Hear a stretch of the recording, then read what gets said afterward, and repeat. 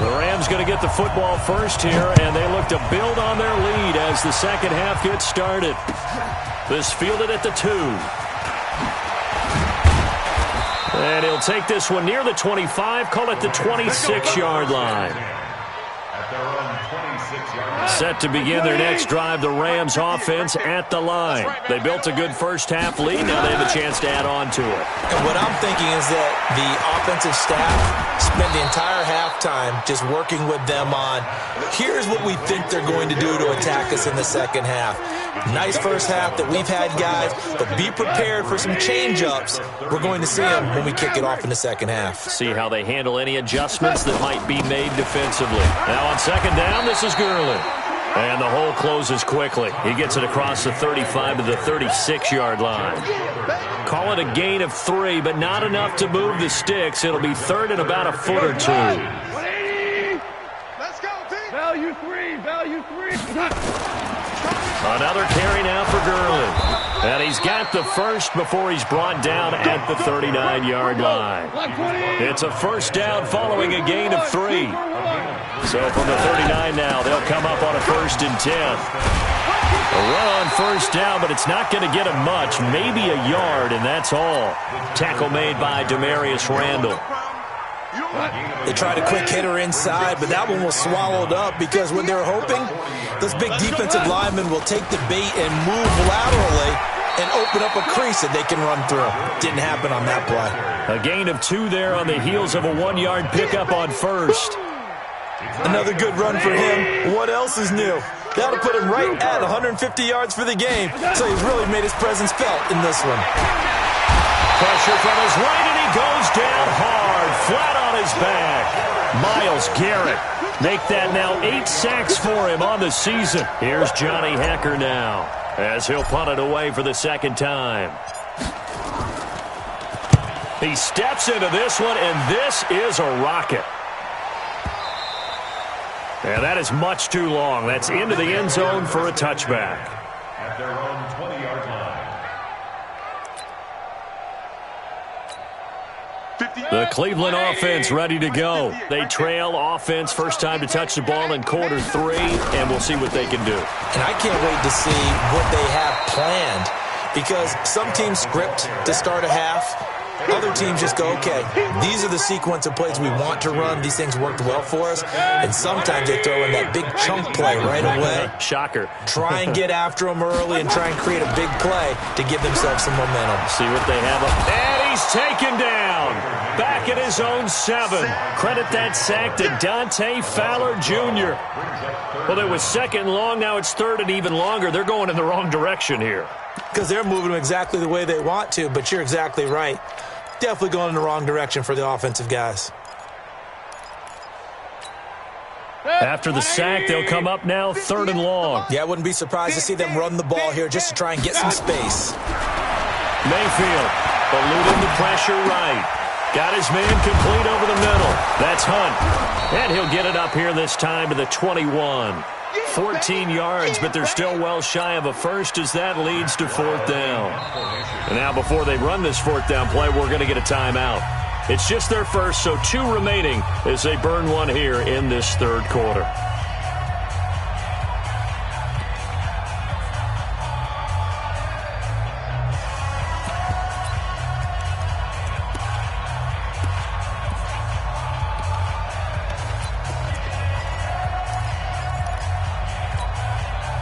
And a tough ask here. They're going to go for it on 4th down and 9. On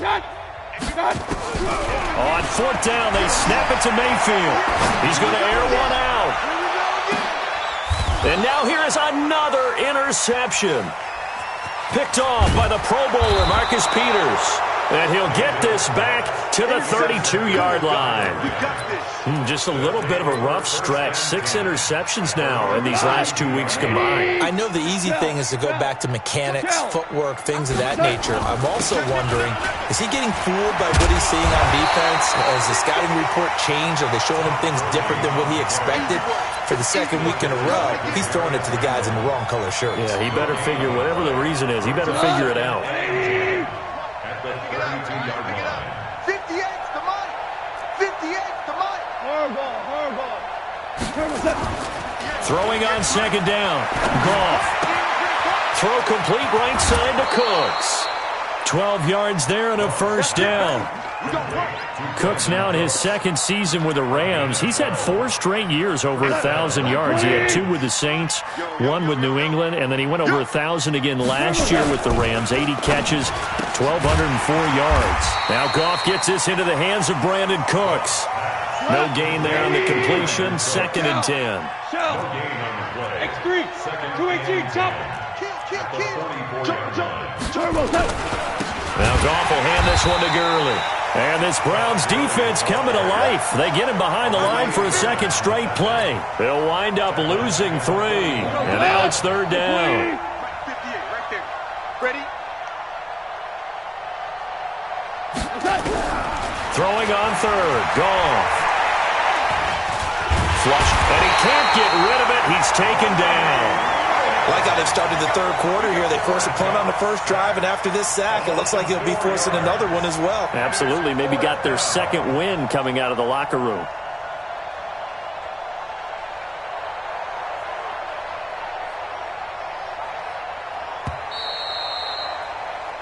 One quarter remains here on a Sunday night. We'll return with more after this break. You're watching the NFL on EA Sports.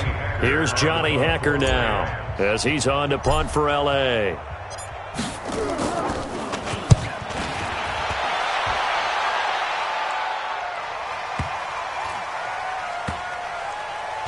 And did they keep it in? They did. They kept it in. It's down close to the goal line at the 1-yard line. Amazing. Perfectly placed. If that ball goes 1 extra yard, maybe not even an extra yard, the starting point is the 20. So there is a reason that a lot of punters are also excellent golfers. They know distance control. You know what else they have?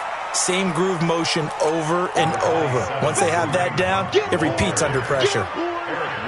Seems pretty obvious defensively a key was stopping the run game. How have they done it so successfully? To me, it seems that these guys really did a nice job of paying attention during the scouting report meeting. And you know, Brandon, when they do those, they talk about the top plays that these guys like to run. The best.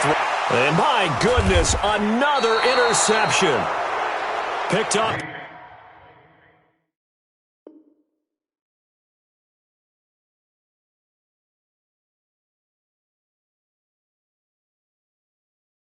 By John Johnson. Intercepted by the Rams.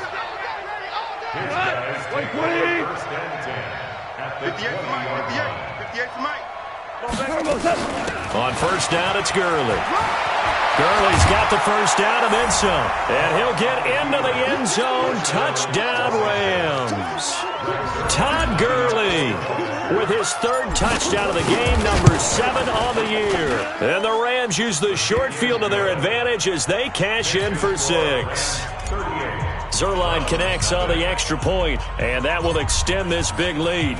The kickoff unit is out on the field, and they will send this one away. This will be taken in at the 1. And he'll get it up to about the 26-yard line just across the 25. Let's go. Browns take over 1st and 10 at their own 26-yard line.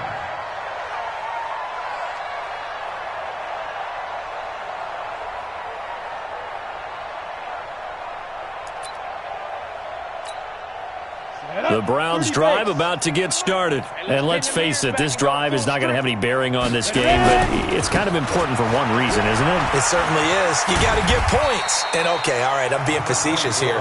But you get points, you feel a little bit better about yourself as you move on to the next one. 8 yards on the pickup, and now they'll have some options on 2nd and short. 8 yards the tally on that 1st down run. Here's 2nd and 2. And now the first throw for the backup quarterback. He's going to wind up and air it out. Looking for Landry, and it's intercepted. Picked off by the Pro Bowler, Marcus Peters. And a big turnover there as his guys will get the football back. So the first interception of his career under center, and you knew it was going to happen sooner or later. It has to. And I know he feels like the world is just tumbling down at this moment, but there's got to be some veteran somewhere, some mentor that's going to tell him, hang in there, my man. Plenty more to come. Keep firing. got you, boy. I got you, boy. Here's Gurley now, out of the gun. And they're able to get this one across the 35. 16 yards, a first down. He's still rumbling, isn't he? Still looking fresh in this one despite the heavy workload. But you and I both know, well-conditioned, and he did tell us that he thrives on being at his peak late in ball games. So on the heels of the run by Todd Gurley, another 1st and 10. Four down. Going to give this time to the tailback. And he'll be taken down, but not before he works it past the 50. 16 yards, a little deja vu from the previous play where they got 16. With that last effort, he topples the 5,000-yard mark for his career. And that doesn't place you among the absolute greats that have ever played the game, but it's a significant achievement and a very, very solid career. Another big hitter there. This one good for 18. I'm going to come back to you. I'm going to come back. Henderson now on 1st and 10. Just a yard on the first down carry, so it's 2nd and 9. Bottom line, they want to keep this clock rolling, so they'll take that one right there. They just want to keep falling forward, and they want to put the onus on the big fellas up front in order to bring this one home. On 2nd and 9, Goff. And that is incomplete. Brandon Cooks, the receiver he was going after. 3rd down here. After an incomplete pass on 2nd down, that'll leave him trying to convert on 3rd and 9. Goff now looks to throw. And they'll set up the screen to Gurley. And they are going to score again. Yet another touchdown as they just add to their totals. There's no doubt in my mind. Did you hear that? Do you hear the... It's not scales, right? I don't hear scales. Do I actually hear a tune being warbled? I think the fat lady's humming. Yeah, she's doing more than humming. She's belting it out right now. She's full bore. Yeah, this thing is flat out finished.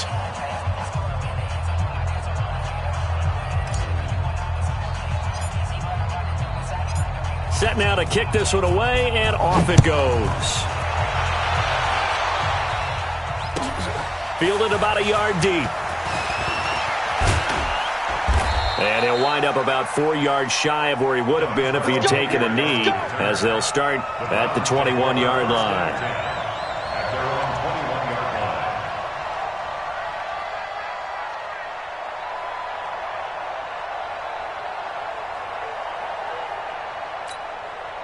The offense back out there at the line, ready for their next drive. They're sort of seeing themselves spiral out of control. Let's see if they can get things back on track.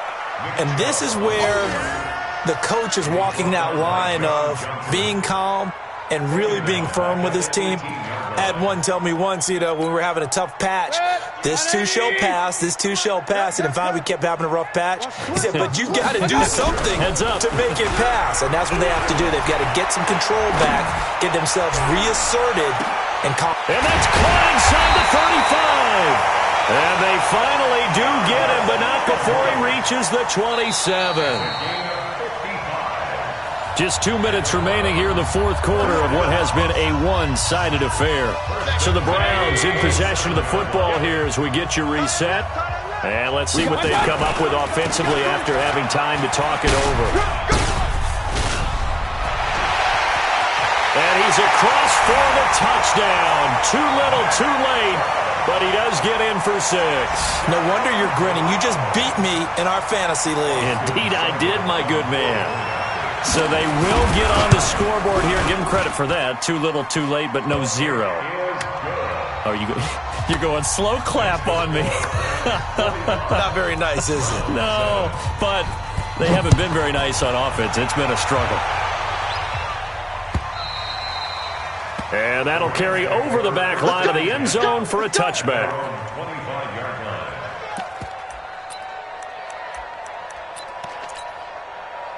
The offense now at the line, ready for their next drive. And this game comfortably in hand. The scoreboard speaks for itself, but you still got your starting quarterback out there. When do you go to the backup? Let him get some time. And that's one of the great questions in the NFL, Brandon, because I'm just going to tell you, in the 2015 season, I commentated on 3 games in a row that were blowouts. And in none of them did the starting quarterback ever come out of the game for the team that had a big lead. And in each instance, I asked the coaches later on, why didn't you do that? And they all looked at me and said, just don't really do that in the NFL. These guys play, and we just play them all the way through. Now, in certain situations, they will take them out, but for the most part, they're not as worried and concerned about getting them out of the game, and that's always puzzled me a little bit. Ric Flair. 22 jet bomber, 22 jet bomber. Here comes a 20th carry for Gurley. And for one of the first times tonight, he's going to be held up at the line of scrimmage. Olivier Vernon brings him down. The Rams on third down. They've hit it 50%, 3 of 6 to this point. This will be 3rd and 5. To throw is gone. Throw right side going to be taken in by Henderson. And he's got a first down as he's up to the 48. Call it a gain of 7, and it gets him a new set of downs. Now the Browns signal for the second of their timeouts as they'll stop it with a little over 30 ticks to go in the football game. Go. 20. 58, right there. Pick it up, pick it up, pick it up. Gurley. And he's going to take this across the 50 into Browns territory. 5 yards on the carry. Good pickup on first down. After the pickup of 5, here's 2nd and 5. Hold on. They'll stick to the ground game with Gurley. And he'll be brought down, it looks like right at the 40. 7 yards there and a first down. But, Charles, it's one thing to win. It's another thing to win and put up the amount of points that they did. Boy, were they clicking on offense. They can't help but feel great about themselves, can they? I mean, what a game to put up that number of points, continually feeling like they're moving the ball and things are working and clicking. They think that they can bottle this and carry it with them. And as an offensive coordinator, you just don't think you can do anything wrong. Whatever you call, run, pass, it's all going to work. That's called being in the zone. So for L.A., it's back-to-back.